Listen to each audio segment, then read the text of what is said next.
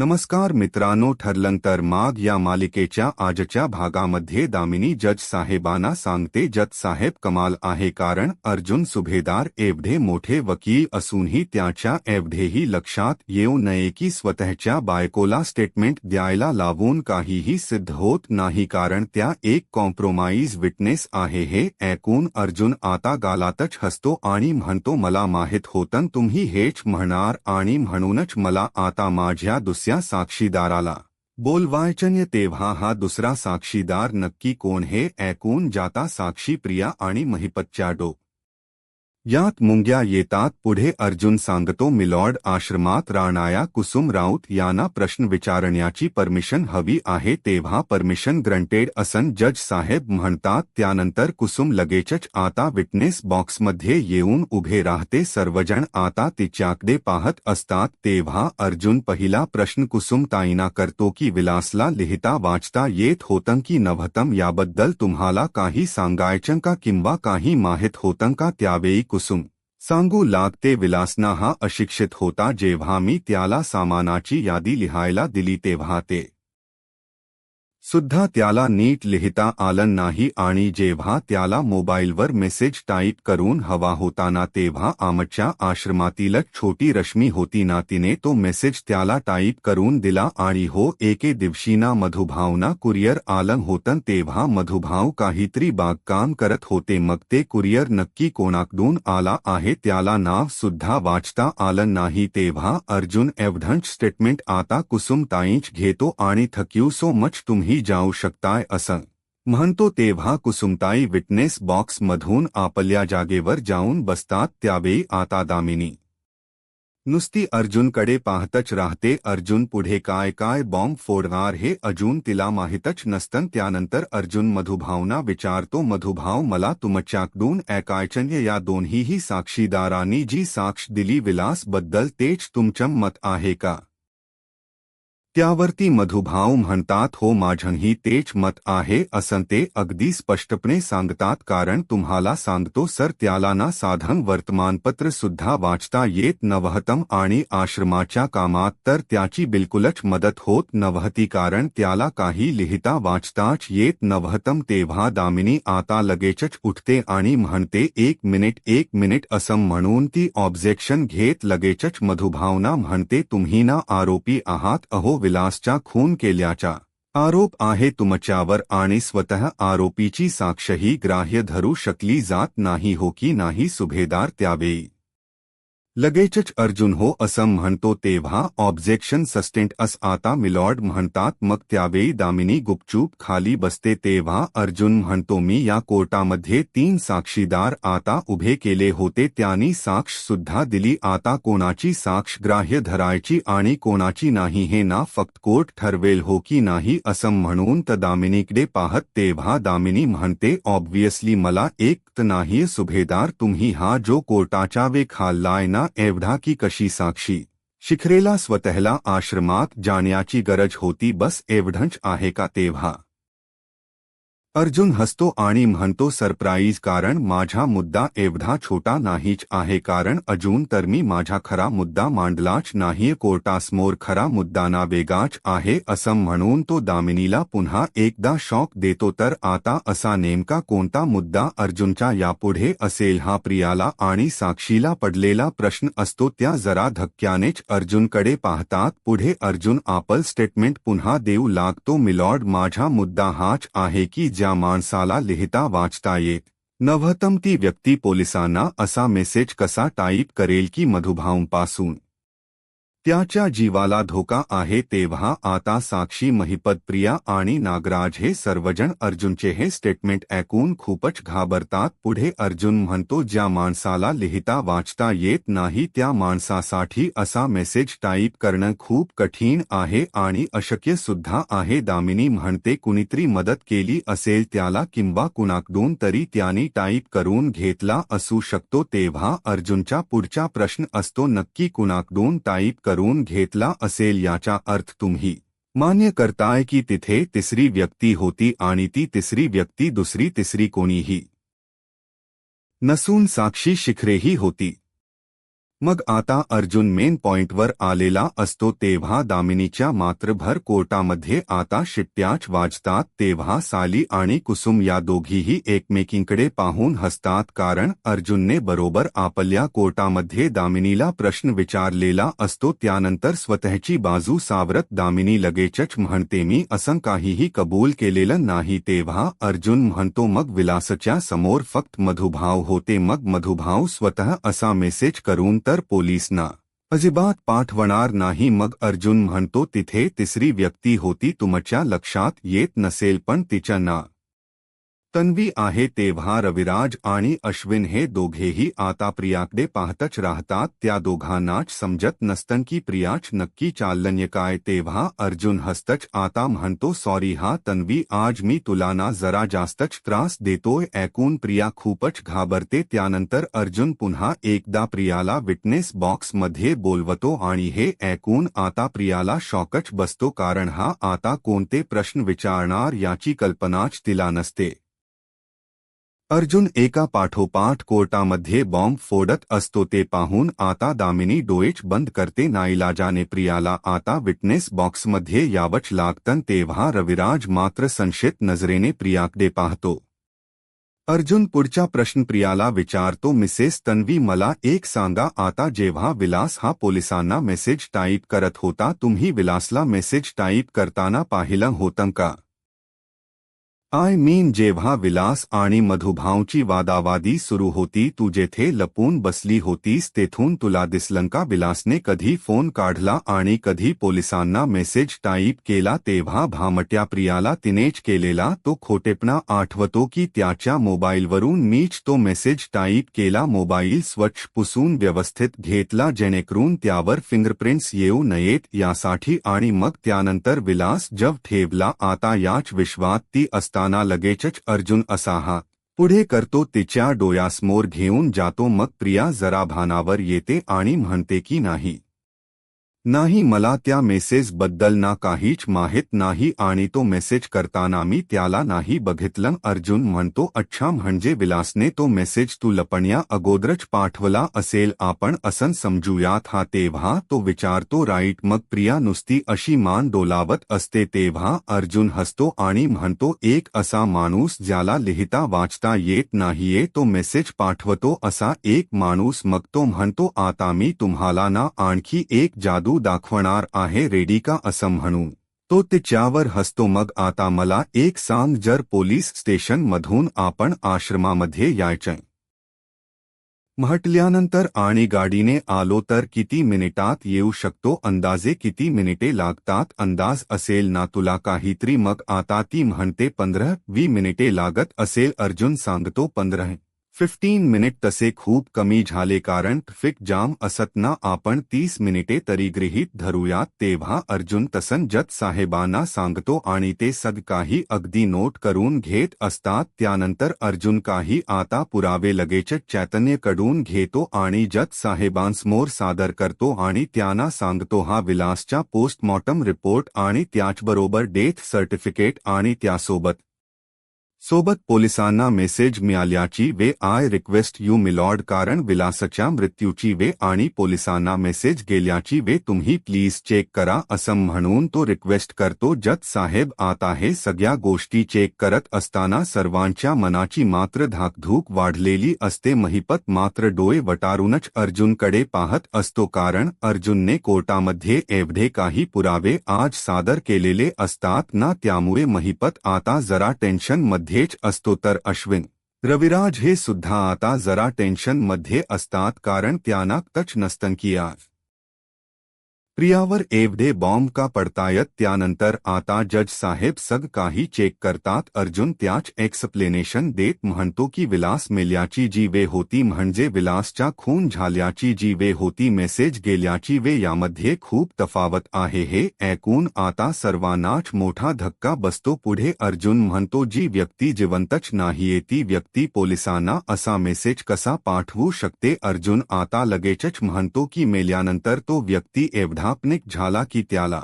लगेचच लिहिता वाचता येता आलं आणि उठून त्याने लगेचच मेसेज सुद्धा पाठवला आता आहे ऐकून साक्षीला मात्र धक्का बसतो आणि ती खाली मान घालून बसते. त्यापुढे मधुभाव आणि सायली कुसुम हे मात्र खुश असतात, तर अश्विन आणि रविराज दोघेही जरा टेन्शनमध्येच असतात आणि सारखे सारखे एकमेकांकडे पाहतात. तेव्हा अर्जुन म्हणतो, ही तर जादूच जादू आहे हो की नाही मिलॉर्ड. मग त्यानंतर दामिनी हसते आणि लगेचच उठून म्हणते की ॲडव्होकेट सुभेदार नाईस हा, पण आता तुम्ही हे जे काही सांगताय ना त्यामुळे सिद्ध होत नाहीये की खून हा साक्षी शिखरेने केला आहे. मग अर्जुन लगेचच म्हणतो, खून कोणी केला याबद्दल मी आज तर काही बोलतच नाहीये.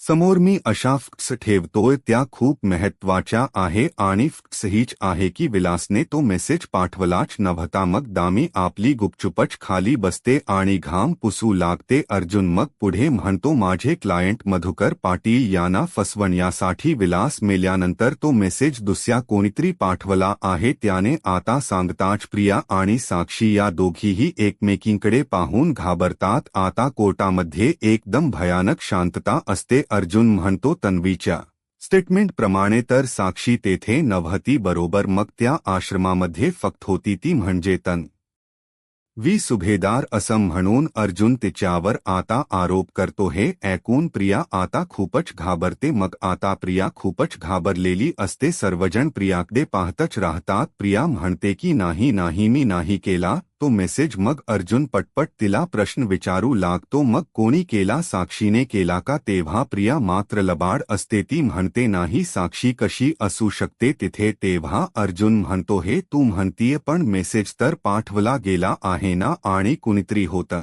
तिथे ज्याने मेसेज पाठवला गेला आणि त्यावेळी तूच होती ना तिथे, म्हणजे मेसेज तूच पाठवलाय असं म्हणून अर्जुन तिच्यावर दबाव टाकतो. पण हट्टेखोर प्रिया स्वतःच्या नावच घेत नाही किंवा कबूलच करत नाही. तेव्हा तो विचारतो, सांग पटकन तू की साक्षी, तू की साक्षी. मग आता प्रियाला काय उत्तर द्यावं नसतं. ती खूप गोंधलेली असते, गडबडलेली असते. प्रियाची इथे पूर्णपणे भर कोर्टासमोर आपल्या वडिलांसमोर नव्यासमोर अगदी धांदल उडालेली असते. तेव्हा प्रिया आता खूपच घाबरते. काय कराव तिला सुचत नाही. अर्जुन तिच्यावर खूप म्हणजे खूपच दबाव टाकत असतो. ते पाहून रविराज लगेचच उठतो आणि ऑब्जेक्शन घेत म्हणतो की मी तन्वी सुभेदारांचा वकील आहे आणि अर्जुन सुभेदार असले डम आरोप त्याच्यावर नाही करू शकत. मग अर्जुन बिचारा आपला गप्प बसतो आणि प्रियाकडे पाहतो. प्रियाच्या त्या सगळ्या हालचालींवरून किंवा ती घाबरली आहे हे पाहूनच अर्जुनला जे समजायचं ते समजलेलं असतं. त्यावेळी दामिनी पण लगेच उठते आणि म्हणते, तन्वी सुभेदार ह्या फक्त आय विटनेस आहे. त्यांनी अगोदरच कोर्टासमोर खूपदा सांगितले की खून कोणी केला, कसा केला आणि कशा पद्धतीने तो झाला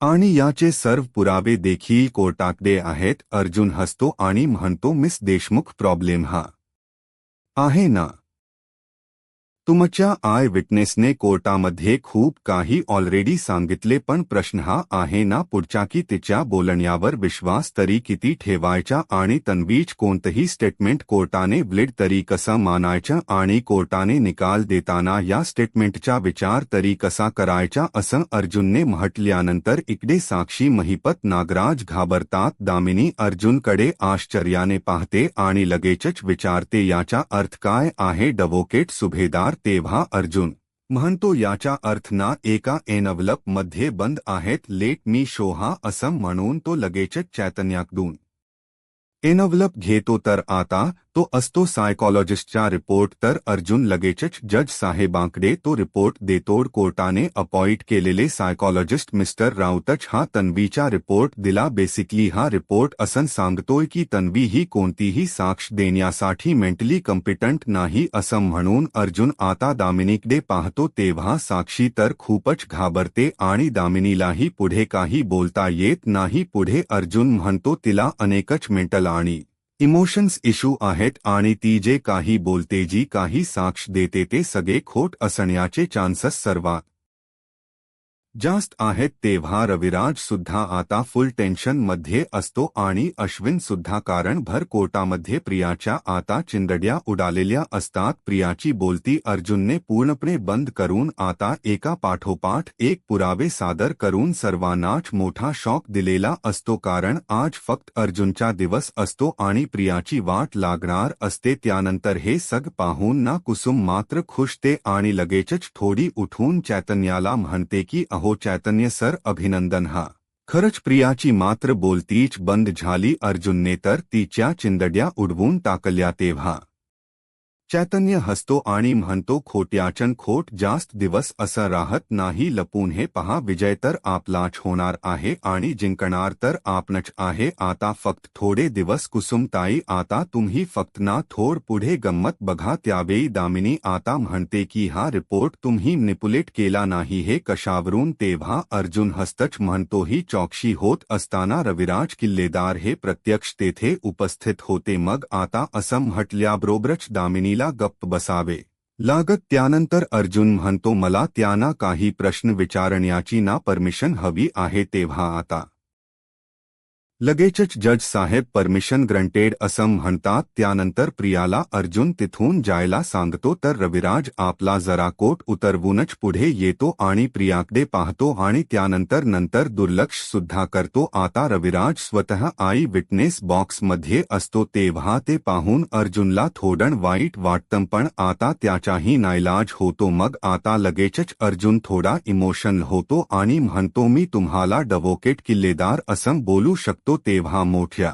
मनाने रविराज सुद्धा आता हो असं म्हणतो, कारण अर्जुनची हुशारी ही नेहमीच त्याच्या डोळ्यासमोर असते आणि त्याला माहीत असतं अर्जुन कधीच खोटा वागणार नाही. जे काही बोलतो, जे काही वागतो तो नेहमी खरं बोलतो तो आणि खरंच वागतो. त्यामुळे रविराज हो असं म्हणून त्याला परमिशन देतो. तेव्हा Arjun thank you so much असं म्हणतो. आता रविराज समोर आल्यामुळे अर्जुनचा आवाजच आता एकदम खोल गेलेला असतो. तेव्हा तो म्हणतो जेव्हा तन्वीची चौकशी झाली तेव्हा तुम्ही होतात राईट? रविराज आता हो म्हणतो, कारण तन्वीचा पिता आणि तिचा वकील म्हणून मी तेथे हजर होतोच.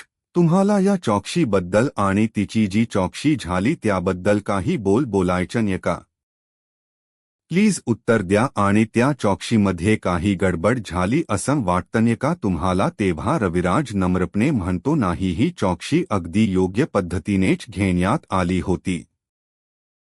मग जज साहेब लगेचच सग काही नोट करून घेत असतात. तेव्हा अर्जुन विचारतो म्हणजे या रिपोर्टमध्ये जे काही लिहिलं आहे ते मान्य आहे म्हणायचं तुम्हाला? तेव्हा रविराज आता आपलं स्टेटमेंट देऊ लागतो की सायकॉलॉजिस्ट शांतनू राऊत याच्या ज्ञानाबद्दल आणि त्याच्या क्षमतेबद्दल अजिबातच मला काही डाऊट नाहीये. अर्जुन पुन्हा एकदा थक्यू असं म्हणतो. पुढे अर्जुन आता रविराजला तिसरा प्रश्न विचारतो की डवोकेट दामिनी म्हणाल्या की मी तो रिपोर्ट मॅनिप्युलेट केलाय, पण तुम्हाला असं काही वाटतं का मी तो रिपोर्ट मॅनिप्युलेट केलाय वगैरे? तेव्हा दामिनी लगेचच आपलं तोंड वाकड करते तर रविराज म्हणतो अजिबात नाही. मग आता प्रियाला धक्काच बसतो, कारण आता प्रियाच्या बाजूने खरंतर रविराज बोललेलाच नसतो. पुढे आता तो म्हणतो ही चौकशी ना अगदी पक्षपाताने झाली आहे. मग आता असं स्टेटमेंट दिल्यानंतर अर्जुन आता रविराजकडे पाहतच राहतो आणि आता माझे काहीच क्वेश नाहीये त्यांना असं जज साहेबांना सांगतो आणि थँक यू सो मच असं म्हणून तो रविराजला त्याच्या जागेवर बसायला सांगतो. मग रविराज लगेचच तेथून जातो आणि प्रिया शेजारी बसतो, परंतु त्याच्या मनात प्रश्नाचा खूपच गोंध सुरू असतो आणि तो त्याच नजरेने आता प्रियाकडे पाहतो. त्यामुळे प्रियाचे आता धाबेस दणाणतात आणि ती जराहूच रविराजकडे पाहते आणि लगेचच आपली नजर चोरते, कारण प्रियाचा एक करून खोटारडेपणा सर्वांसमोर येत असतो. त्यावेळी अर्जुन आता लगेचच दामिनीला विचारतो मिस देशमुख, तुमच्या मनामध्ये अजूनही खूप प्रश्न असतील हो की नाहीच? कोर्टाने अपॉइंट केलेले सायकॉलॉजिस्ट मिस्टर राहुल यांनाच काही प्रश्न विचारण्याची परमिशन हवी आहे. तेव्हा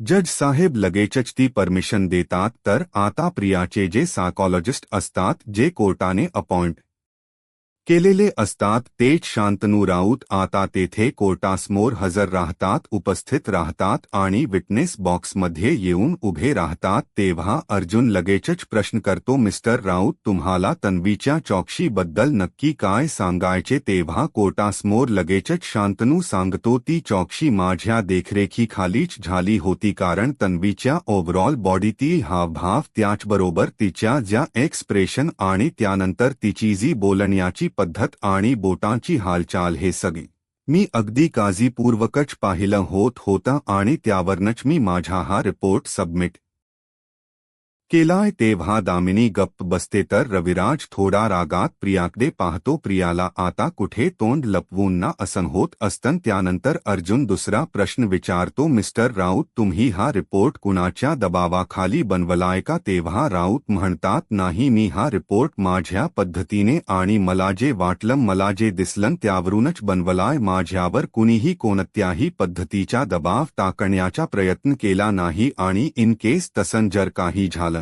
असतं तरीही माझ्या रिपोर्टमध्ये खूप क्लॅरिटी असते. तेव्हा दामिनी आणि प्रिया या दोघीही घाबरतात.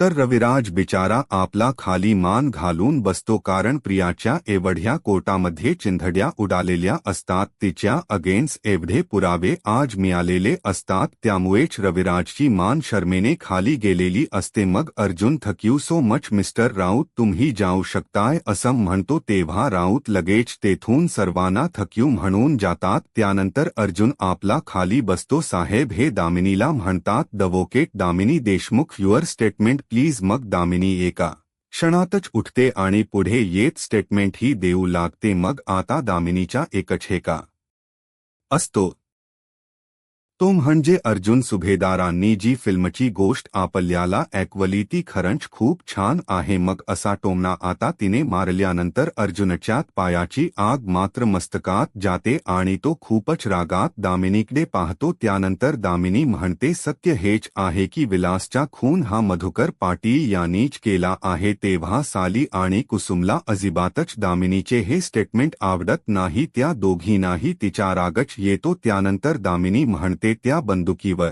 मधुकर पाटील यांचे फिंगरप्रिंट्स आहेत आणि विलासने मधुकर पाटील यांना दिलेले पैसे आणि आय विटनेसचे स्टेटमेंट हे एवढे पुरावे पुरेसे नाहीत का असा प्रश्न ती कोर्टाला करते. तेव्हा अर्जुन लगेचच उठतो आणि म्हणतो, एवढेसे पुरावे पुरेसे नाहीयेत कारण तुमच्या सगळ्या पुराव्यांवर आणि स्पेशली आय विटनेसचे जे स्टेटमेंट आहे त्या सर्व स्टेटमेंटवर आता प्रश्न उभे राहिलेले आहेत. हे ऐकून प्रिया साक्षीला धक्का बसतो तर रविराज सुद्धा या गोष्टीचा विचार करतो कारण त्याला कुठे ना कुठे अर्जुनच म्हणणं पटत असतं. पुढे अर्जुन म्हणतो, शिवाय मधुभाव हे डावखुरे आहेत हे मी अगोदरच कोर्टामध्ये सांगितले आणि सिद्ध करून सुद्धा दाखवलंय आणि आता विलास मेल्यानंतर तो मेसेज पोलिसांना ना तन्वीने पाठवल्याची शक्यता दाट निर्माण झाली आहे. तेव्हा प्रिया आता खूपच घाबरते, तिला काय बोलावं सुचत नसतं. त्यानंतर सर्वजण अर्जुनकडे पाहतात. कोर्टामध्ये तर अगदी शांतता असते. तेव्हा दामिनी विचारते, या सगळ्याचे काय पुरावे आहेत तुमच्याकडे? मग अर्जुन लगेचच फिरकी घेत, खुनाच्या रात्री साक्षी 2 तास कुठे होती याचे काही पुरावे आहेत का तुमच्याकडे? असाच प्रश्न तो दामिनी करतो आणि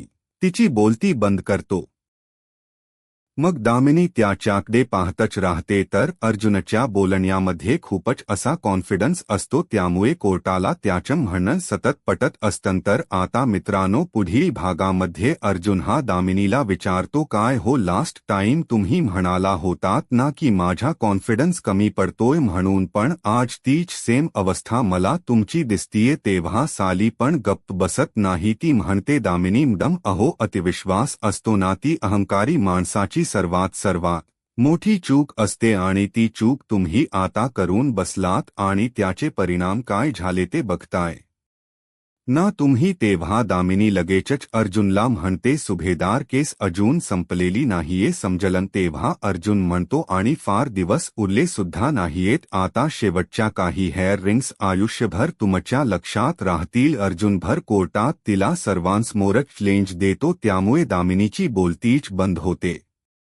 अशाच मालिकेच्या अपडेटसाठी आत्ताच माझ्या महाराष्ट्र या यूट्यूब चॅनलला सबस्क्राईब करा. धन्यवाद.